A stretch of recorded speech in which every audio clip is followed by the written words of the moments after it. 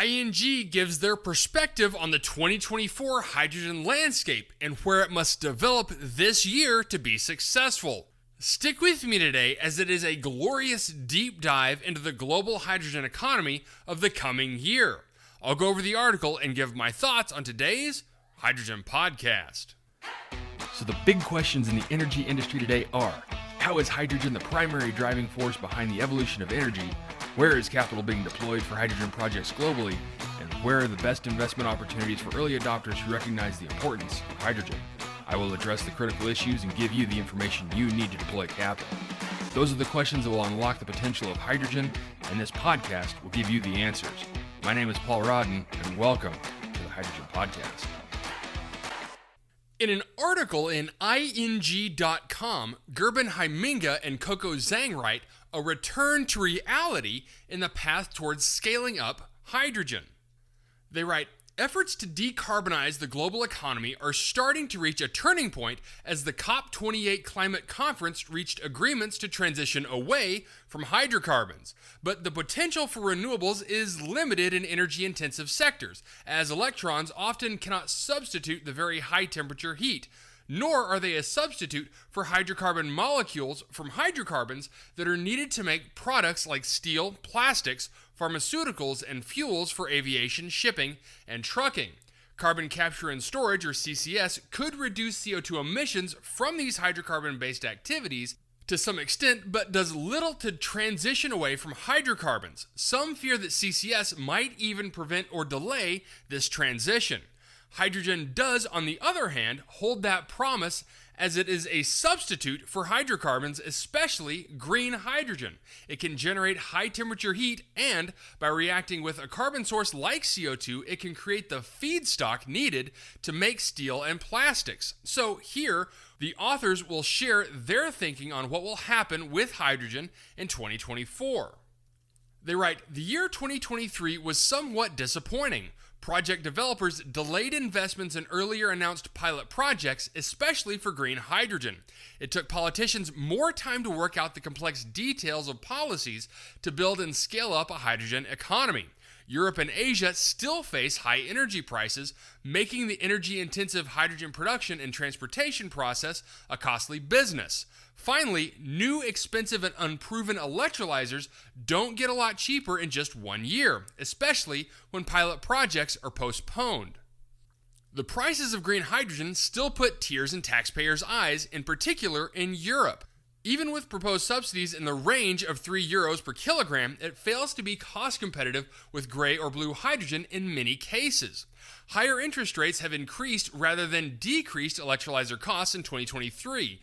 The anticipated learning curve for electrolyzer costs has not materialized as expected due to fewer projects that reached final investment decisions in 2023. And while wholesale power prices came down last year, grid tariffs have increased considerably in many countries. Finally, strong cost declines for hydrogen are anticipated once there is a large global hydrogen market in which hydrogen users benefit from low-cost production regions. Currently, the market is still very local, especially for green hydrogen, and it will take years to develop and import and export hubs across the globe. Optimism simply might have been too high in this early stage of the hydrogen economy, a trend that's common for new technologies. It took 3 to 4 decades to make renewable power cost competitive with power from coal or gas-fired power plants. The solar and wind industry went through major boom and bust cycles during that process. The challenge for hydrogen is to reach this stage of market maturity twice as fast and without major market setbacks. And the authors expect a lot more realism about the scale of such a challenge in 2024. The authors also say that they've been stressing that green hydrogen does not by definition lead to lower CO2 emissions compared to using hydrocarbons like gas. The CO2 intensity of the power grid determines whether the green hydrogen is good or bad for the climate. This is very relevant as power systems in many countries still depend to a large degree on hydrocarbons. As a result, politicians have expended a lot of effort on complex regulations to define the emission performance of hydrogen. In Europe, for example, the Renewable Energy Directive now includes rules for green hydrogen production with renewables. Okay, I'm going to pull away from the article for just a second here, because they're about to dive into the three pillars. Now, I've covered the three pillars several times on the podcast, and what they dive into is regionality, additionality, and time matching.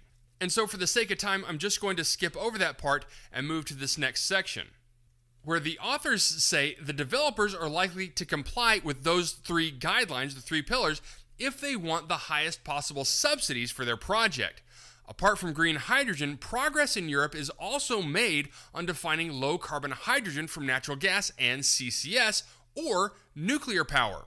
The Hydrogen and Decarbonized Gas Market Package defines emission thresholds that includes standards to deal with upstream methane leakage and downstream hydrogen leakage, as well as accounting rules for indirect emissions, those being the nuclear power and energy use of CCS.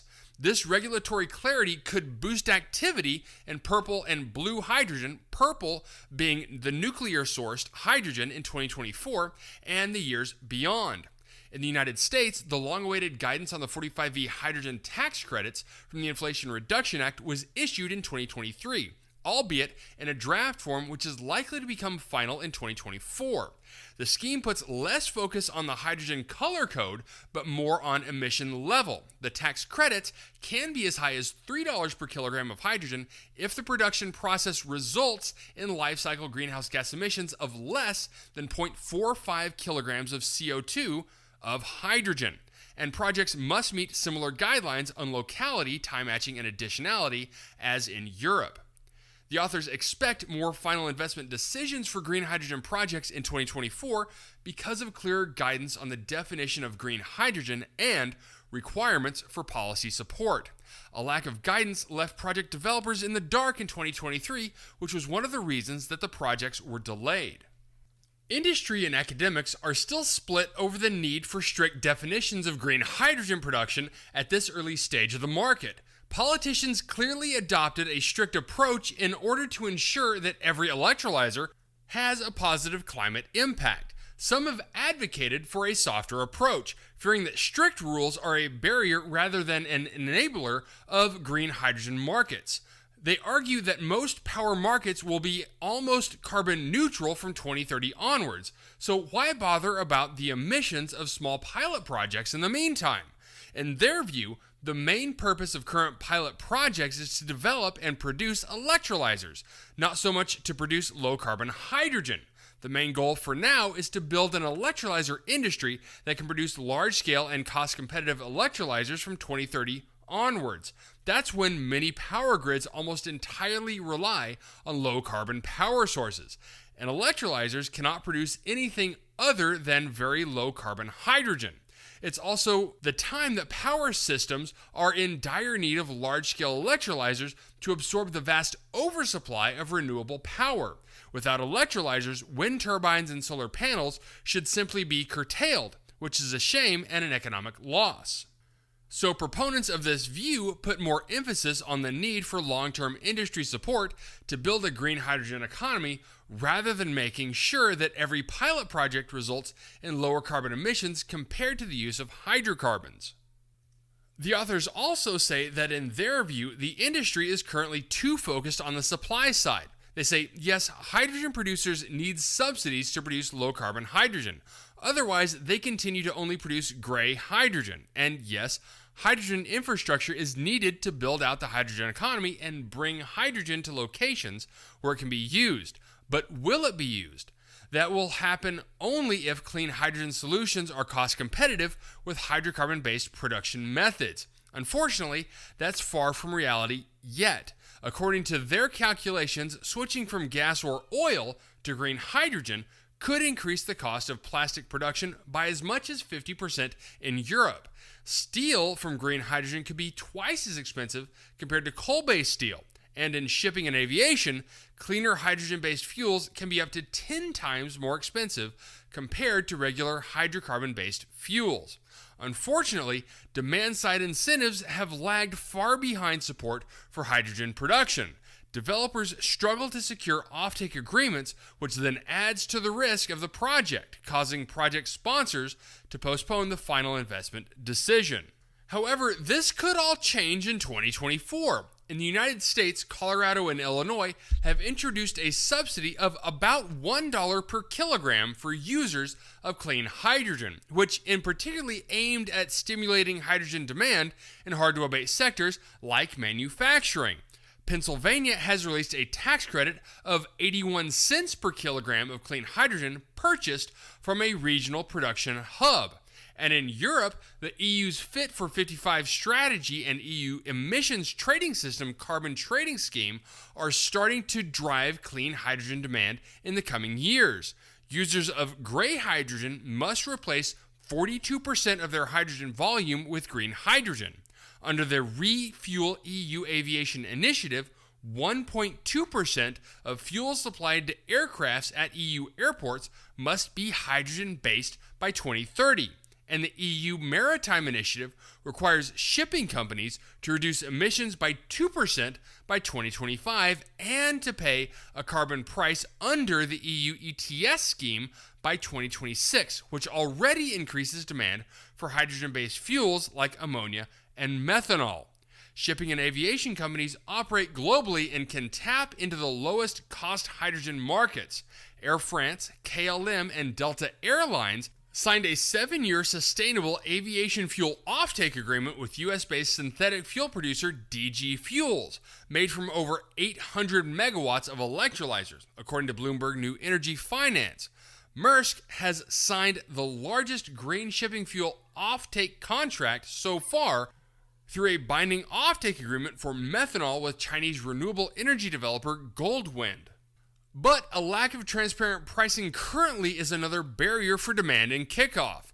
Hydrogen offtake contracts are often bilateral and are undisclosed to other players. The market can benefit from initiatives to increase market transparency.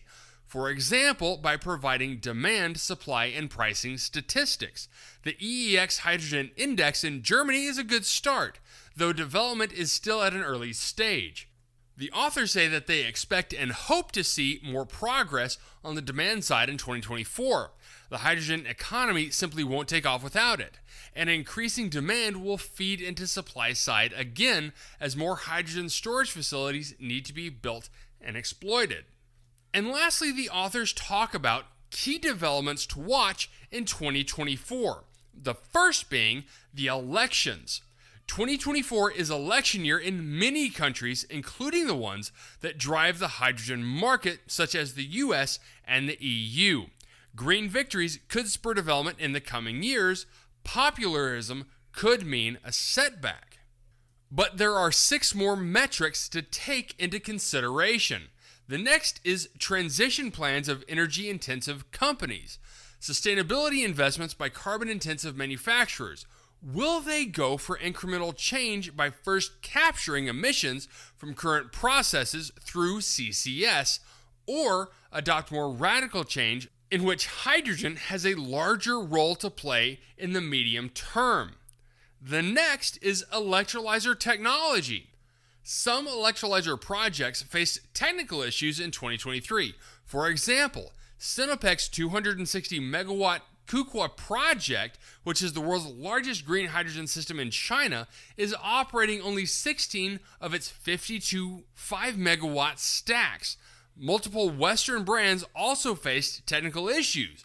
Continued problems could alarm potential investors in green hydrogen, where success stories could trigger appetite. The next is hydrogen auctions. 2024 will have multiple hydrogen auctions where project developers can bid for policy support.